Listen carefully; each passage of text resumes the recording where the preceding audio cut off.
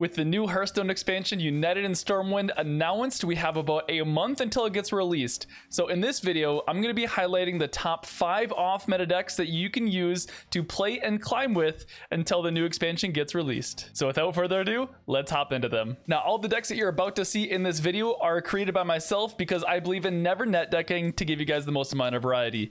But all these decks have had the highest win rate for not only me, but also that I've seen on HS Replay. I have previously made a video on all of these different decks that you see in this video, so if you like a particular one, I'll leave a link down below in the description that you can visit the original video for the full gameplay. Alright, so the first off-meta deck that you can play and climb with for the month of July is going to be this Beast Taunt Druid deck. This deck is just absolutely nutty. I ended up going 22-8 with this deck for a 73% win rate. Now, I have to warn you, I did refine this list just a little bit since the original video. I only swapped out 3 cards. I added a Blademaster Samuro, and I also added a couple Umbral Owls for some bigger swing turns. And talking about big swing turns, we can get some monster swing turns with this deck. So we have the new Fangbound Druid card from the Wailing Caverns mini set. We also have further ways of discounting our beasts by drawing them with Living Seed. So with these cheap beasts in hand, we can go ahead and combo some crazy stuff with them. Like we can go ahead and Germination onto a Moonfang. We can get a 0-costed or really cheap Umbral Owl, throw a Mark of the Wild onto there, and then get a copy back to our hand by throwing a Mark of the Spike Shell on there too. Some other really cool combos that we can do in here is we have the Guff Rune Totem, and most of the spells in this deck are nature spells.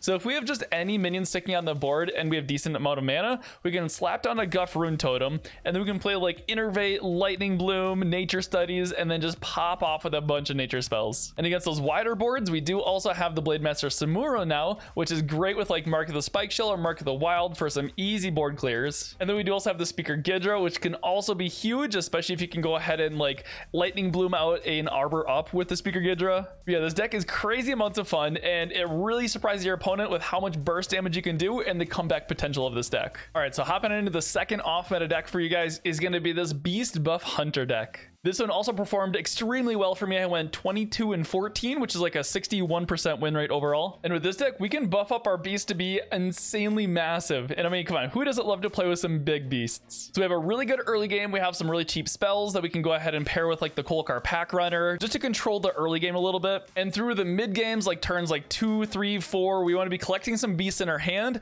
So we have these Scavenger's Ingenuity, we have the Selective Breeder, we also have the Warsong Wrangler. And once we have these beasts in our hand, whether it's like a Wolpertinger or whether it's a Trampling Rhino, we can start buffing them up with like a Scrap Shot or a Don't Feed the Animals. And this deck actually felt pretty complicated and pretty versatile depending on the matchup. Like against those really board focused matchups like Death Rattle Demon Hunter, sometimes it's best to go big on these Wolpertingers because they don't have a whole lot of AoE. And sometimes against decks that have a ton of AoE like Priest, it's best to go big on these Trampling Rhinos. So it's a lot of direct face damage when you play them. That's just really hard for them to heal up. We do also run the Narrowlex in here too, just to kind of stall through that mid game as we're collecting our beasts. And then as another buff card, we do also run the Overlord Runthak. So yeah, this deck is surprisingly versatile. Like we can play like a face hunter and just be super aggressive to our opponents. We could also kind of hold back a little bit, conserve some of our resources, just keep buffing our beasts so we can go for almost like an OTK or like a 2-turn kill. Yeah, this deck was one of my favorites over the last month or so I hope you guys really enjoy it. The third off meta deck for you guys is going to be this Aggro Paladin deck. I know Aggro Paladin got hit hard with some nerfs recently this expansion, but this one with a couple of new cards from the Wailing Caverns mini set, like with the Meeting Stone and the Devouring Ectoplasm, actually worked out really well. Globally, this has a 59% win rate on HS Replay. So because Aggro Paladin really relies on snowballing in the early game and keeping minions on the field so you can always keep buffing them, the new Meeting Stone card is really good. So it guarantees that you play something on 1 and you have something for turn 2. You're never really upset about top decking Meeting Stone throughout the game either because you always get the value at the end of your turn. And then with Devouring Ectoplasm, along with some early Death Rattles and Divine Shields like the Murger, the Righteous Protector, or like the Nerubian Egg, you have some really sticky minions to make sure that you always have something to buff. We do also have the Wombo Combo Blademaster Samuro in here with any of the buffs, because if you can slap like a Hand of a Doll or like a Blessing of Kings or Blessing of Authority onto there, you can get a really big board clear. And of course, to top it off, we are running the whole Alexstrasza, and you can draw it with the Talon, so you just want to to be chipping down your opponent throughout the game, get them down to 8 health,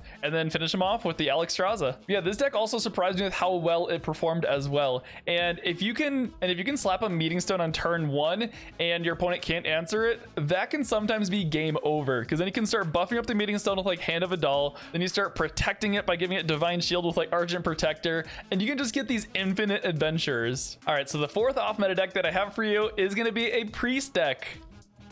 No, but really, this is actually a really fun, different off-meta Priest deck, and one that actually has a win condition. So in this deck, our win condition is going to be Cthulhu, and we do get to just draw through our deck and just turbo cycle with some of the new cards that we got from the Wailing Caverns mini set, the Cleric of Anshi, and the Devout Dungeoneer. So along with these cards and some death rattles like Loot Hoarders and Blood Mage Thalnos, we can get them back again with the Vectus or Raise Dead. We can just blow through our deck very quickly, and we can get some chip damage along the way as well to make sure that when we draw Cthulhu and play it, we can get that OTK. Now, there are some cards that Priest just has to run right now in every single deck, and that's like Palm Reading, Apotheosis, Renew, and whatnot. But in this deck, we can draw those really powerful cards even more consistently because we have the Cleric of Anshi, we have the Thrive in the Shadows, so whatever card that we need in any particular situation, we can guarantee drawing it and search for our deck for those specific cards. Yeah, it actually felt good to play this Priest deck because it has a win condition and you're always working towards something.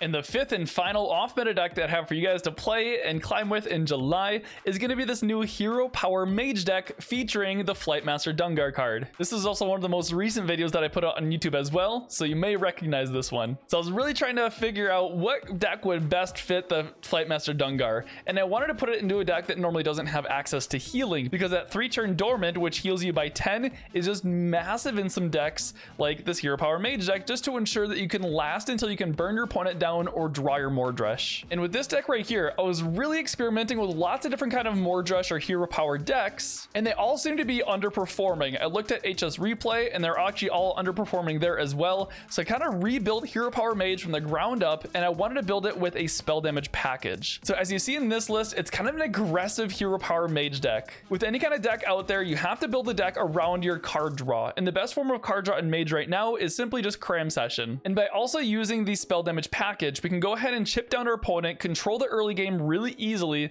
to make sure that when we actually draw and play Mordresh or Alexstrasza, that can get the finisher that we need. And a lot of other Hero Power Mage decks that I've seen, they play like a very control slow freeze package, and it turns out that when you play the Mordresh, sure, you can clear their board with the 10 damage, but you don't have a way of closing out games or finishing your opponent. And also too, with the Flightmaster Dungar card, all options that we can pick from him are really good. Like against board focused decks like Death Rattle Demon Hunter, we can pick the 1-turn Dormant to get the extra 2/2 for a total of 3 mana 5/5 worth of stats on the board. Or against even slower decks, we can pick his 5-turn Dormant to deal 12 damage randomly split up between all enemies, and that can be the finisher that we need, especially if you can combine it in the same turn as like an Alexstrasza or Mordresh. When I rebuilt this deck and made some changes to it by making it more aggressive with the spell damage package, I did end up going 6-1. However, I didn't get a huge sample size, so I'll leave that up to you guys. And that's going to be it for the top 5 off meta decks for you to play and climb with in July, and leading up to the new expansion, United in Stormwind. If you found any of these decks or ideas helpful, or if you really enjoy these decks, then let me know by leaving a like down below. That really does help me out a lot with the YouTube algorithm. And these decks, like all the decks that you see on this channel, are created by myself and a never net deck. So if you want to see the most creative, unique off meta decks on YouTube that you can't see anywhere else, then subscribe. It's free, and you can always change your mind later. I'll see you guys in the next video. Stay funky.